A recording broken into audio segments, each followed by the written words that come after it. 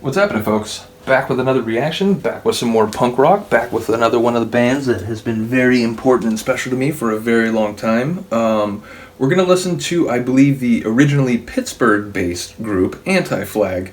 I've been listening to them for a very long time, as I mentioned. The first album I got of theirs was, I think, their first proper studio album.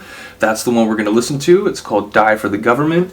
I'm not sure if you can see it, but over here, the three guys in the original lineup of the band, they're all like they're in a firing line about to be shot by a firing squad. They're like blindfolded. But yeah, it's an album called Die for the Government. I believe this is 1993.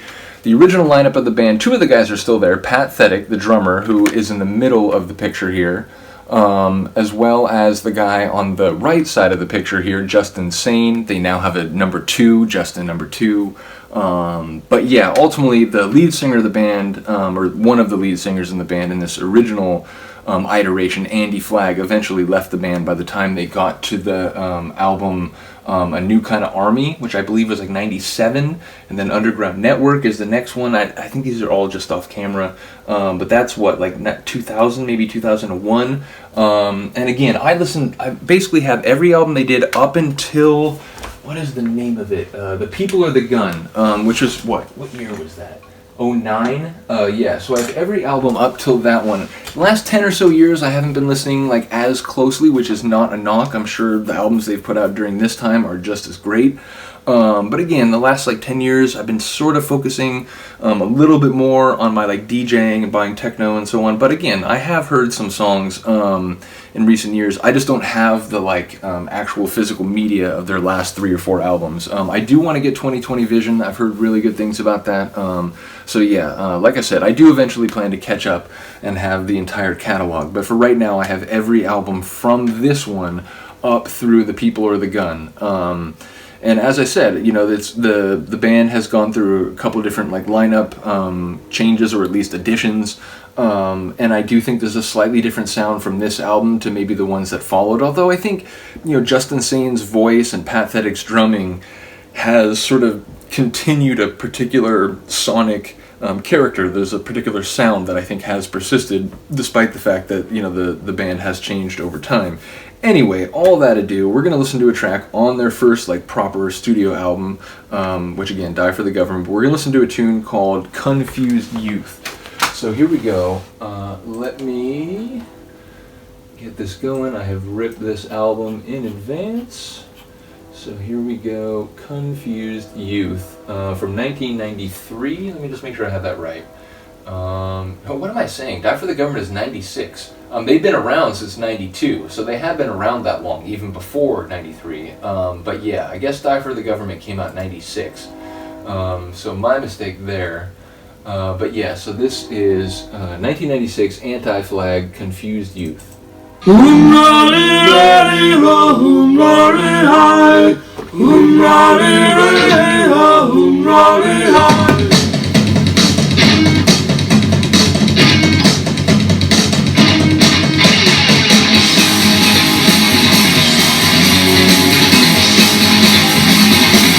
Mid-90s, but has that like early 80s feel.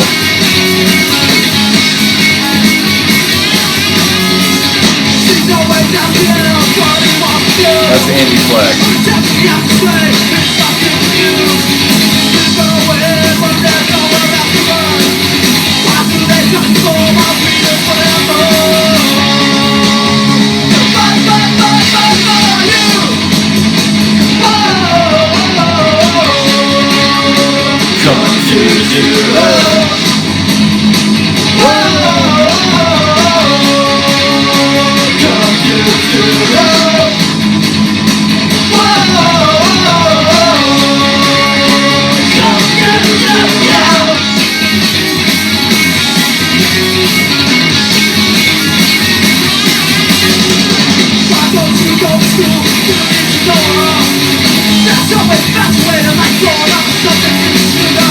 I love that line. They're so infatuated, like growing up is something you shoot up, like relax.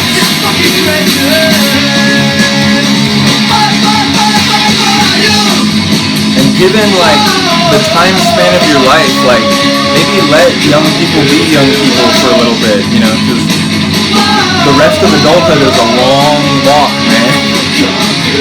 I'm 41, I can tell you that already.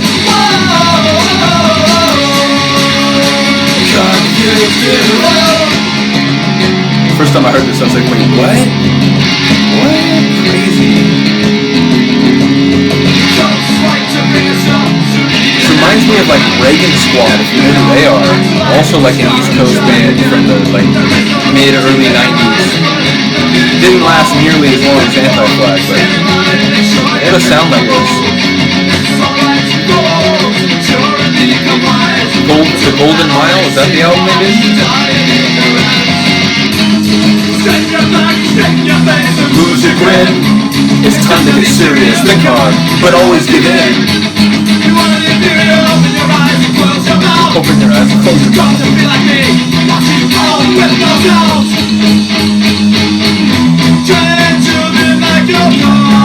Do this, do that, come over here, go over there. Yeah.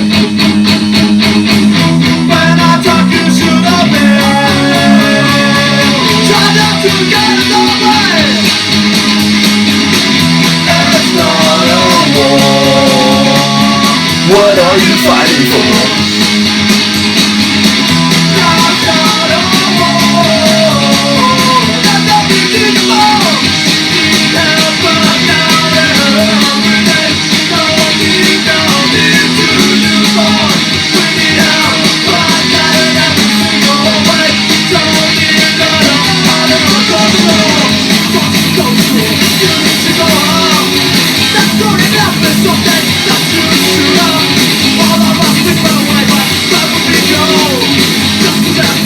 I like how they ran back that simile again, but they adjusted the lyric. They took out the infatuated part and just rolled with it like with different vocal rhythm.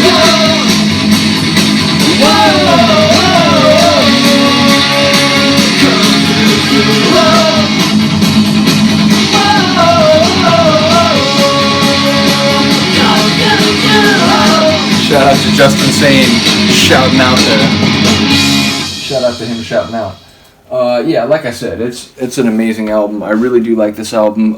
As I said, it has a slightly different sound than I think the sound that the four-piece group eventually would like develop as they came or continued to develop. But like I said, I do think there's a slightly different sound with this one. But I don't know, it's weird. I'm wondering what my favorite one is. Maybe A New Kind of Army, maybe Underground Network. I really do like both of those albums a great deal. So definitely there's more Anti-Flag to react to. I'm now thinking of, what album is Spit in the Face on? That's a fucking crazy ass song. I really love that song. Yeah, is that Bright Lights of America? I think that might be Bright Lights of America. Let me see really quick, because that might inform the next one that I'm going to do. Or is it For Blood and Empire? No, I was right. It is Bright Lights of America. I do very much like that one. Might come back for that one next. But seriously, yeah, I have a lot of stuff from their earlier phase. As I mentioned, though, the last 10 years or so, I don't have quite as much material. It's interesting, I'm looking to a Discogs review here that was written 2 years ago, and he's praising them. He's saying, great band, great lyrics, but he is suggesting that they went from being like real gritty kind of punk band to a more pop punk band. I'm not really going to get into that because I can't really speak to it because I haven't heard a lot of their stuff in recent years. Even if that's true, like I would say if the messages are the same, it's no one's going to criticize Woody Guthrie for conveying like muckraking messages through kind of folk rock and so on. No one would criticize Bob Dylan through doing it through what we now sort of call classic rock or whatever. So I think different mediums can serve to or different styles can serve as a vehicle for good ideas and decent perspective. So it doesn't really matter to me necessarily if they become more pop-punky as long as they still sort of have the same ethos and a lot of the same ideas. But yeah, like I said, I just can't speak to that more formally. Nevertheless, I do love a lot of their albums between, I'm now going to say 96, I would have said 93. But yeah, between like 96 and maybe like 08, 09, after that I am less familiar. But if you are a fan of the band, if you do like a lot of the albums between, again, Die for the Government and The People or the Gun, please do let me know if there's a song you'd like to hear, because I have all that material and definitely could react to any of the songs from that sort of phase. Nevertheless, let me know if you enjoyed. Let me know if you have any other requests or recommendations. Other than that, have a good day, have a good night. I'll see you next time. Peace.